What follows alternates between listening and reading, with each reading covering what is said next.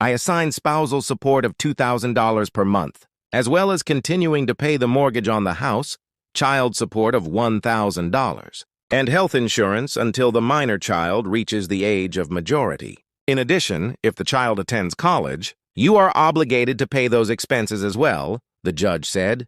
This decision is going to cost me over $6,500 a month. My wife has screwed many lawyers in her firm, and now they are screwing me. My name is Kurt D'Angelo, and my ex-wife is Lily, short for Lillian. My daughter, my pride and joy, is named Regina. To say she's Daddy's little girl would probably be an understatement. When she was free, I took her to different venues. She told the judge she wanted me to be her guardian, but he wouldn't listen to her. The whole proceedings were total crap. The monthly child support was just prohibitive. Lily was working and making money. I didn't have to support her and pay the mortgage and everything else. I was definitely being ripped off, and the judge was in on it. I wasn't going to take it personally. However, in fact, I was already plotting how to make her regret the fact that she'd crossed me. I can be vindictive when I feel like I've been wronged. I grew up on the south side of Chicago, Lansing, Illinois to be exact. We know how to hurt someone. Some people call me an entrepreneur. I simply say I see opportunities and seize them. When I was young, I have to admit, not all of those opportunities were totally legitimate. Now I'm in real estate. I own several rental houses, vending machines, and another business that would come in handy to fulfill one of my obligations to pay back my loving wife, ex-wife. I own a coin-changing business, similar to Coinstar, with machines throughout the Chicagoland area as well as northern Indiana. This would allow me to pay spousal support, $2,000, and I plan to have her bring all the change to the bank. They would insist on having it all on rolls. Maybe she'd get one of her lawyer buddies to help count it and put it in sleeves. Lily stayed home with Regina until she started school. Lily then worked part-time for a few years, then got the idea to become a paralegal. She took courses for about 2 years, then went on the market with a resume. After about 6 weeks, she was hired at one of the larger law firms in the area. Lily is smart, but I now believe it was her looks, even at 32, that helped her get the job. She was one of many paralegals at the firm, but it didn't take long for her to advance. She was spotted by an up-and-coming attorney, and he made her his assistant. Now I wonder if she was self-serving in those days. As a foolish husband, I fully supported her choice of profession. She would come home tired, but with a smile on her face. Remembering this, I wonder why she was exhausted and what those smiles were for. We lived in a nice house in Oak Forest, Illinois, a typical working-class suburb of Chicago. As she began to socialize more with younger lawyers and even senior partners, her attitude changed. It became, "We need to move to a better neighborhood. You make good money and I work at a prestigious law firm. We need to show the world that we are successful." I loved the house we lived in. We renovated it and made it our own. I didn't want or need to live in one of the expensive suburbs. After 2 years of her nagging, I agreed, but told her I wasn't selling our house. It was our house. We could rent it out and add it to the other houses I owned. So we bought a house on the north side of Chicago, in Wilmette. To afford the $900,000 mansion, as I called it, we had to take out a jumbo loan. It wasn't on the shores of Lake Michigan, but it was close enough. She furnished it with new furniture to her liking. I never felt comfortable there. Thinking about it now, I think it was the beginning of the end for us. We wanted different things out of life. I wanted to be humble, the kind of millionaire next door that no one knows about. She wanted to flaunt her wealth and have that lifestyle. Back to the judge's ruling in our divorce decree, I intended to fulfill his requirements exactly, but she wouldn't like that.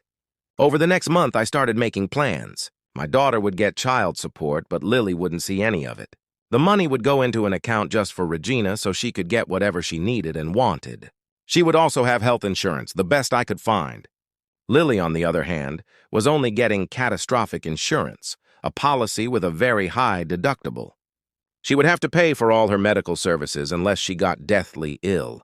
Then the policy would kick in after 30 days. It was time to pay Lily the first installment of spousal support. An armored truck pulled up to the mansion and the driver knocked on the door. When she appeared on the doorstep, she wasn't alone. One of her buddies was with her. The driver informed her he was delivering the first month's payment. She was confused, not understanding why there was an armored truck parked in the driveway. By this time, a few curious neighbors had emerged from their McMansions. Perhaps they thought she had won the publishing house lottery. They saw two guys bring bag after bag of change into the front room and dump them out on the Italian marble floor.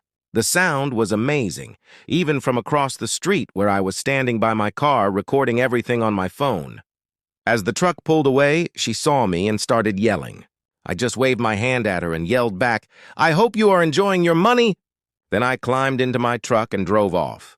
I wasn't surprised when a man came up to me on Tuesday and asked if I was Kurt D'Angelo. I just stood there and paid him no attention. "Excuse me, sir, are you Kurt D'Angelo?" he said with more force. Once again, I didn't recognize him. He pulled out his phone and took a picture of me with the subpoena. When I didn't accept it, he threw it on the ground and said, "You got a subpoena," then turned around and walked away. After making sure he was gone, I bent down and picked it up. I was due in court the following Wednesday. That gave me a week to finish all my preparations. I made the most of the week by calling people, making appointments, and preparing for court. I also called Regina and we went to lunch. She was angry at her mother. She couldn't believe Lily had become such a... She told her mother again that she wanted to live with me, but Lily wouldn't agree. I told Regina I would go to the judge again, and if he still didn't agree, I would probably end up in jail. "Don't do anything violent, Daddy. It's not worth it," she said. "Don't worry. I won't, but I'll be voicing my opinion and I could go to jail for it. Your mom will be thrilled about that, I'm sure. Don't worry about me. I can handle it. However, I'd set up a trust for her. Uncle Ken would be the trustee until she reached the age of majority. He would make sure that anything she wanted or needed would be fulfilled. But understand, your mother is not to receive any of it. It is meant for your maintenance, not hers." "Of course, Daddy, she doesn't deserve anything," she said firmly. That was my girl. She had a strong will and she was becoming quite an adult. "Dad, I'm going to go to court with you. I will demand that I live with you." "I don't know if it's going to make a difference," she admitted. It was Wednesday. Regina, my attorney, and I were sitting in the gallery, waiting our turn in front of the judge. Lily walked in with her lawyer buddy and said, "Hey, jerk, you better follow the program. You can't do everything you want to do. You'll see." When the judge called my name, Regina stood up and walked to the podium first. "Excuse me, miss. This is a case involving Kurt D'Angelo," said the judge. "I'm his daughter, and I want to petition the court to have custody of my father, and not that—" "My mother," she said, and looked at Lily. "Young lady, you will not talk like that in my courtroom. Your custodial parent has already been determined. But I'm 15 years old. I should have the right to choose who I want to be with," she demanded, interrupting the judge. "Well, there were allegations of an inappropriate relationship with your father, so I ruled in favor of your mother." Hearing that, I looked at Lily and a smirk appeared on her face. My counsel came forward and said, "Your Honor, we are not aware of any charges, nor that they were made or presented to the court at any previous hearing. I refer to the psychiatrist report I received with this information," the judge replied. "I stand by my opinion, so this matter is closed." About 4 months before, Regina had been going through a bad patch, divorce in the family and problems at school, so we decided to take her to a psychiatrist. There must have been something in those records that Lily felt would sway the judge in her favor. I never had any inappropriate activities with my daughter. Lily tried to paint me as a pedophile. My blood pressure shot up. I couldn't believe Lily could lie like that, accusing me of something I hadn't done. The judge wouldn't even let me make my point. I stared at him. He was going to pay for this, I thought. I guessed her law firm handled everything. Let's see what happens in the end. My vindictive nature was starting to kick in. Lily's attorney spoke up. "We asked the court to find Kurt D'Angelo guilty of contempt of court." My lawyer was almost as hot as I was. He saw there would be no justice in that courtroom today. "Your Honor, my client has complied with all the terms of the divorce decree to date. There are no grounds for contempt of court." "Your Honor, Attorney Lily said at this time my client has not received child support from Mr. D'Angelo." "That is correct, Your Honor," my attorney stated. "The child support was given directly to his daughter for any wants and needs she may have. You can ask her about that yourself. We have canceled checks for..." "We can celebrate when you come out." It was tearing me apart. I began to reconsider my position. "By being here, I was hurting my little girl." Then Gina said something that put things into perspective. If a man has no principles, he has nothing. As Abraham Lincoln said, important principles can and should be unbending, she pronounced. Where did you hear that? I asked. My counselor, Alex. Sorry, Dr. Hodges is at school. It's great to have someone to talk to about all of this. Some of my teachers noticed my grades were going down and asked the counselor to come and talk to me. It also helped me deal with my mom, although I still don't talk to her. In a school system like Wilmette, the counselor could be a doctor of psychology. These rich kids couldn't go to just any school counselor. I said to Gina, "Your mom seems to be mad at you too." "Yeah, she's starting to annoy me. I just ignore her. I think it makes it worse, and I don't care. In a couple more months, she'll have to start looking for a place to live. The bank won't let the jumbo loan go unpaid for too long. I think her mansion will be foreclosed on within 3 months." "But Dad, if the house gets foreclosed on, won't that ruin your reputation?" she asked. "Honey, when you usually buy things with cash, you don't worry about credit. That stupid mansion was the only thing I took out a loan for." "Really? Wow, Dad. Even with all your leases and other businesses, you've never taken out a loan?" "Use the money from the others to buy new ones," I told her. "Daddy, I've always respected you. But now I respect you even more," she said with a smile. "Thank you, dear. You really know how to lift my spirits. It was a wonderful visit with my daughter. I wanted to be with her more regularly. Missing her birthday would be hard on both of us, but I knew she would be fine. She is a strong child. The next week I found out the security guard who hit me had been fired. It was hard to object to a videotape that didn't even show me defending myself. A few days later, the other guard quit as well. I don't know if he was transferred, but at least he left. Several inmates thanked me for getting rid of that rotten guard. I'd gained respect. More people were calling me Tex. I didn't have much trouble after that. The 6 were still mad. I heard one of their wives had filed for divorce, and 3 others had been dumped by their girlfriends. Maybe stupid people can learn. Given the threat of more reprisals and my improved standing among the prisoners, they knew they were better off doing nothing. A couple weeks later, I received a subpoena to go to the video room and meet with the judge. I told the guard who came to pick me up that I would not meet with anyone without a lawyer. "But the judge is already waiting," the guard said. "I don't care. I want my lawyer. Have him reschedule. My calendar is open." The guard hesitated, then walked away. 3 days later, I was informed the meeting was scheduled for the following week. I asked that the lawyer and I have half an hour before the meeting to confer. They set it up. My lawyer told me he had not been given any information about the meeting. That seemed odd. "I guess we'll play it by ear," he said. When the judge showed up on the videotape, I could tell he wasn't happy about being put off for a week. I didn't care. In my mind, he was a piece of dacoit who thought he was better than everyone else. My attorney spoke almost immediately. "Your Honor, may I ask what this refers to?" "We received no information. We were just told to be here." "Young man didn't need to involve you," the judge said. "I just wanted to know if he was willing to apologize to the court for his outburst," my lawyer continued. He leaned over and I whispered in his ear. "Your Honor," my attorney said, "he is unwilling to apologize and asks that you apologize to him. He also asks that you grant him primary custody of the child." The judge looked shocked. How could I apologize? Of course he wouldn't do that. "My decision regarding the child stands. I have nothing to apologize for." "Well, then we've wasted our time," my lawyer said. "If in the future my client changes his mind, we will request an audience." "Good day, sir," the judge said. "One more thing," the judge added. "Your client is not honoring the divorce decree. When does he plan to make the required spousal maintenance and mortgage payments?" I leaned toward my lawyer and whispered, "Your Honor, he doesn't plan to make any payments while he's in custody, but his house will be foreclosed on." "That will ruin your credit," the judge said. "You will lose all your equity." "A small price to pay to see my favorite ex-wife walking down the street where she belongs," I said. Then I said something I knew would piss him off. "Perhaps all her buddies can make the payments. I'm sure you all can find the money together." I insinuated my wife was a oaf and implied he might be one of her lovers.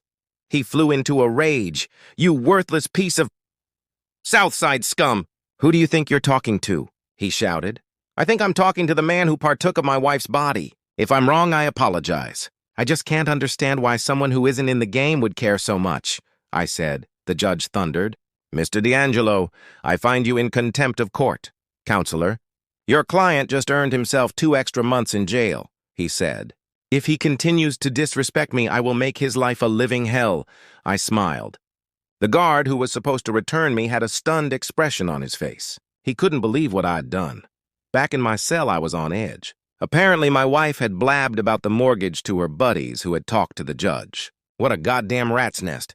Their time would come soon enough. The next Sunday, Lily couldn't resist coming to visit. Luckily, Gina found out and made her bring her along. I heard you pissed off the judge again and got 2 more months. When are you going to learn? You can't fight the system, Lily said.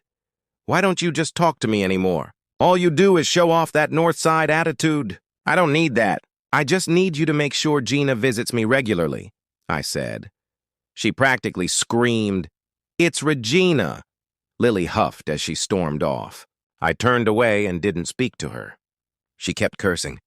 Finally, she left and Gina came in. When she walked in, she had a huge smile.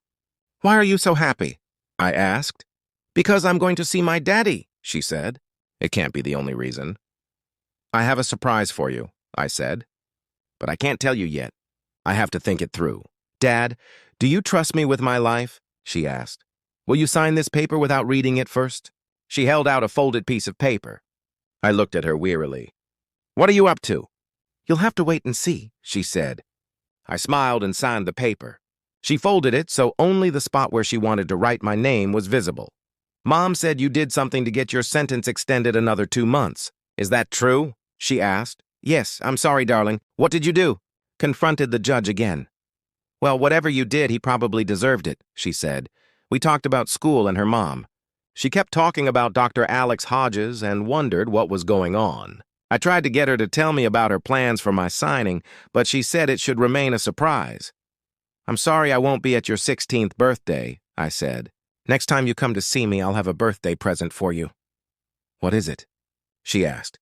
"It's a surprise," I said. At the end of the visit, I asked Gina to invite Greg to join me. Greg was my right-hand man. He'd helped with my business matters. "Of course, Daddy," she said.